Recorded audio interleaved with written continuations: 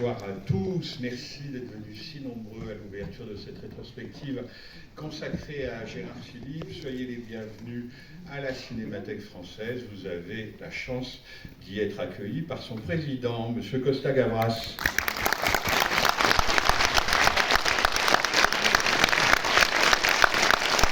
Bonsoir Costa.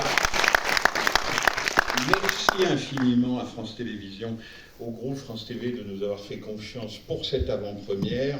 La Cinémathèque française, avec le soutien du ministère de la Culture, du CNC, les grands mécènes de la Cinémathèque française, Chanel et la Fondation Gann pour le cinéma. Dans notre programme avec M. Le Maudit et Peter Lorre en couverture, vous trouverez un texte magnifique d'un écrivain qui s'appelle Noël Herp et qui doit être dans la salle d'ailleurs, consacré à Gérard Philipe. Oui, vous pouvez l'applaudir. Et je vous conseille très vivement de le lire pour apprendre beaucoup de choses et dépasser certains clichés. Pour vous dire qu'à partir de vendredi 9 décembre, Noël présentera des films avec Gérard Philipe. Il commencera par 2 chefs-d'œuvre le vendredi 9, puisqu'il s'agit de Monsieur Ripois à 18h, de René Clément, La Ronde de Max Ophuls à 20h, le samedi 10 décembre, Les Grandes Manœuvres à 20h de René Clair, et le lundi 12 décembre, Les Orgueilleux d'Yves Allégret, tout ça présenté par Noël Herp.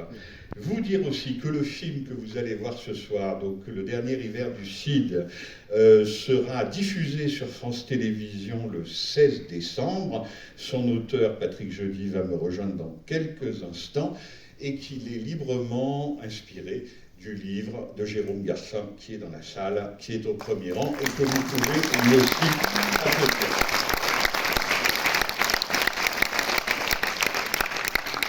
Vous dire aussi très rapidement, avant d'appeler nos invités, que je suis particulièrement heureux de cette rétrospective Gérard Philipe, parce que souvent je pense à faire les choses, et des fois j'oublie de les faire. Et je dois dire que Gérard Philipe, j'avais un peu oublié qu'il faisait partie du panthéon de mes héros depuis très longtemps, puisque toujours dans ma chambre d'adolescent, il y a une photo de Gérard Philipe qui surgit des feuillages du verger Urbain V, derrière le Palais des Papes à Avignon. C'est évidemment une photo d'Agnès Varda, et on connaît les photos d'Agnès Varda, de l'aventure du TNP, de Jean Vilar. Mais c'est vrai que Gérard Philipe, en plus, est pour quelqu'un de ma génération, je n'étais même pas né quand il est mort, j'ai vu ses films à la télévision. Je pense qu'on est un certain nombre dans ce cas, donc on sera extrêmement heureux de pouvoir les revoir en salle, sur grand écran, et se souvenir que oui, Noël Herp, qui l'a très bien écrit, a raison. Monsieur Ripois est un chef-d'œuvre, vraiment un chef-d'œuvre, même si René Clément n'est pas forcément le cinéaste qui a la meilleure presse, c'est tout à fait injuste, et que par ailleurs, Gérard Philipe, c'est inoubliable dès le début. C'est-à-dire que son premier grand rôle en 1949, c'est Le Diable au corps de Claude Autant-Lara. Et dans Le Diable au corps, ceux qui l'ont vu s'en souviennent, ceux qui ne l'ont pas encore vu viendront le voir à la Cinémathèque. Il y a la scène, par exemple, du sommelier. Et quand on a vu une fois la scène du sommelier, c'est pour toute la vie. On aime le film, on aime Gérard Philipe. Comme toujours dans Le Diable au corps, il y a la scène extraordinaire où il demande du feu dans la rue au mari de Micheline Prel, qui revient de la guerre de 14 et il vient de quitter sa femme mourante, si mon souvenir est bon. Donc tout ça, ça fait des souvenirs, des entrelacs d'une vie de spectateur, et cette rétrospective à la Cinémathèque française va vous permettre de retrouver ou de découvrir, jeunes gens, et vous avez de la chance, quel acteur moderne, contrairement à ce qu'on prétend beaucoup, parce qu'il est le plus souvent le jouet du destin et le jouet des événements plutôt que, disons, son déclencheur. Quel acteur moderne a été et est toujours, pour l'éternité, Gérard Philipe. Donc je vais appeler celle qui a eu... Oui, merci.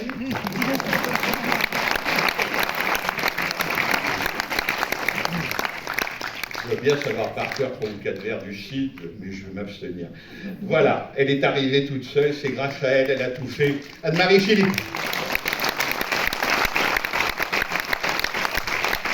Bonsoir. Je suis très heureuse. Juste un mot. Je n'ai qu'un mérite avec toi, chère Anne-Marie, c'est d'avoir dit oui tout de suite. C'est vrai. Mais vraiment, tout de suite. Tout de suite, c'est vrai. Centenaire de la naissance, proposition d'une rétrospective. Je crois que tu as été toi-même un peu surprise que nous passions tant de films, mais nous sommes comme ça à la Cinémathèque française. On fait les choses bien, on essaie en tout cas, et on les fait en grand. Donc à toi la parole. Merci Frédéric, c'est vrai que tu as répondu immédiatement présent quand j'ai eu cette idée de rétrospective à la Cinémathèque et tu m'as immédiatement dit oui, bien entendu, il y est à sa place. Il y aura une rétrospective. On est là aujourd'hui pour fêter ce début. Vous allez avoir la chance de voir en avant-première le film de Patrick Jeudi, adapté du livre de Jérôme Garcin, mon époux. Le dernier hiver du Cid, qui raconte les 6 derniers mois de la vie de mon père, de juillet 59 au 25 novembre 59, jour de sa mort. Ce film respecte absolument le livre de Jérôme, la non-chronologie, si je puis dire, des choses. Laissez-vous emporter. Et puis venez voir les films. Venez voir les films de mon père, ce sera ça la plus belle récompense. On y croit, on y va, on vient s'asseoir et on est heureux de vivre. Bonne soirée. Merci beaucoup Anne-Marie. Le cinéaste Patrick Jeudi, son producteur Alfred Rayonnet et pour France Télévisions, son secrétaire général Christophe Tardieu.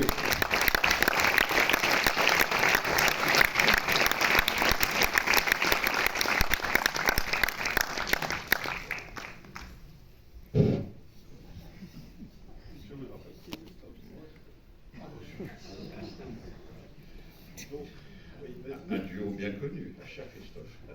Ouais, cher Frédéric, merci beaucoup.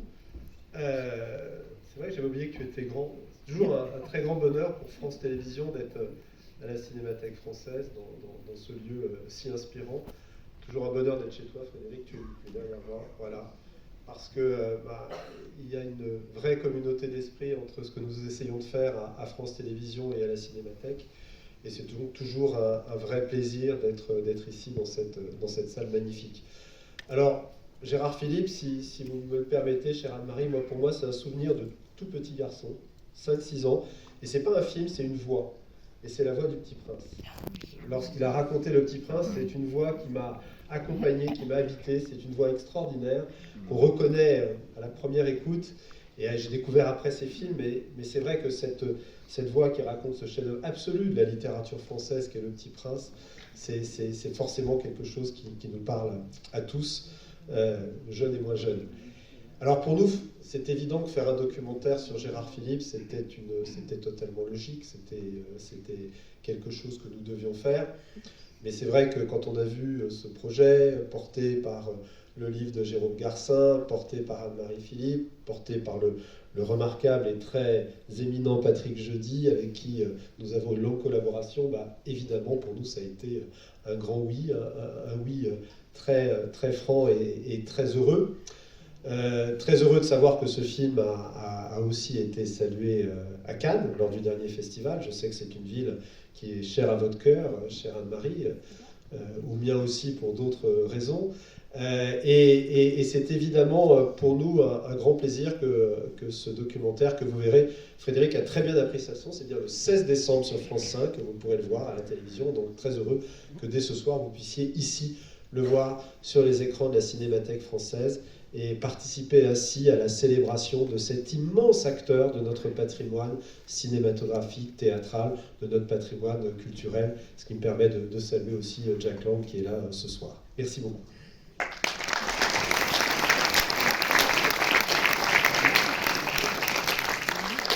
Quelques remerciements. Donc moi je suis le producteur et je voudrais particulièrement remercier ceux qui ont permis que ce film existe, ce qui n'était pas forcément gagné au début. Donc évidemment France Télévisions et les équipes du documentaire, Catherine Alvarez aussi, Emmanuel Mijaud, Nathalie Kaminski, la ProCirep, le CNC qui nous ont soutenus, et puis TV5 Monde et Media One qui vont permettre que le film soit vu à l'international, notamment il est présenté pratiquement en ce moment même au Japon aussi. Et puis remercier les éditions Gallimard qui nous ont aidés, donné l'autorisation d'utiliser les droits du livre de Jérôme Garcin. Remercier les équipes de Temps Noir qui ont travaillé d'arrache-pied sur ce film parce qu'il a fallu le faire dans un temps très court pour qu'il puisse être présenté à Cannes. Évidemment, remercier le talent de Patrick Jeudi qui on a eu l'idée un jour de faire un film sur Gérard Philippe un matin et puis en particulier est à dire on ne peut pas faire un film sur Gérard Philippe sans partir du livre. Et moi j'ai découvert le livre de Jérôme Garcin à cette occasion et ça a été un émerveillement. Et évidemment remercier Olivier Philippe, Anne-Marie Philippe et Jérôme Garcin de nous avoir fait confiance dès le début pratiquement pour faire ce film et de nous avoir permis de le faire avec vous. Donc merci à tous d'être venus aussi nombreux.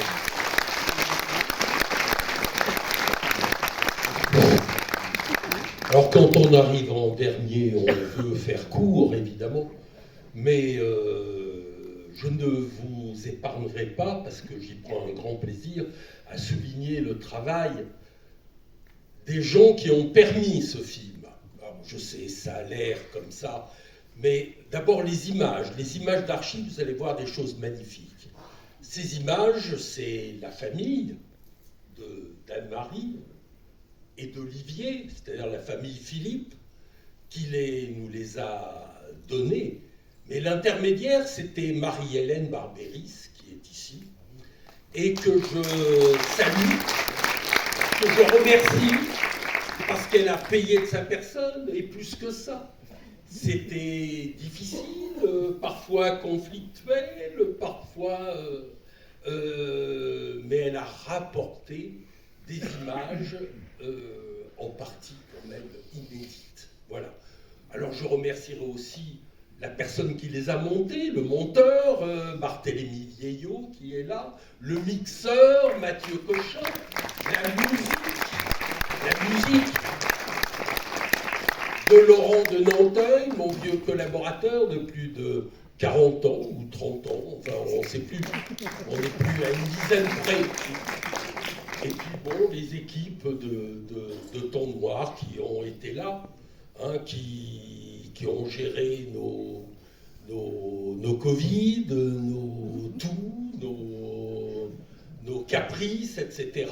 Kevin, Hugo, etc. Bon, ça va, je ne dépasse pas mon temps de parole.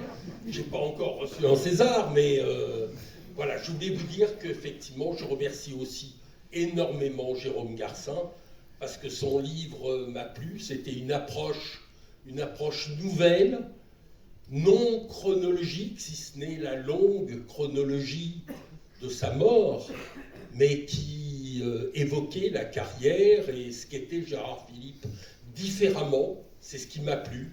Et avec lui, la moitié du travail était fait, puisque je n'avais plus qu'à piocher dans ce qu'il avait fait. Donc, vous voyez, je n'ai pas tellement de mérite. Et puis, Anne-Marie, évidemment, pour sa sollicitude permanente. Voilà, j'espère n'avoir oublié personne. Vous ne me reverrez plus, certainement. Et donc, je vous dis bonsoir, bonne soirée.